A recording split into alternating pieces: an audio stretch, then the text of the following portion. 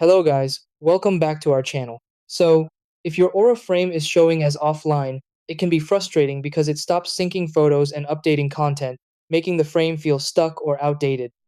You might notice that new pictures aren't appearing, or the app shows the frame as disconnected even though it's powered on. This issue usually happens due to Wi-Fi problems, app syncing errors, or network interruptions rather than a serious device fault.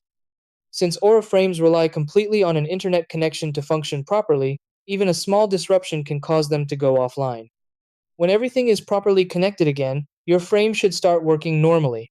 So, in this video, I'll guide you through the exact steps to fix the Aura frame offline issue quickly. Try these. 1. Check that your Wi-Fi network is working properly. 2. Restart your Aura frame by unplugging and plugging it back in. 3. Open the Aura app and ensure the frame is selected correctly. 4. Reconnect the frame to Wi-Fi through the app.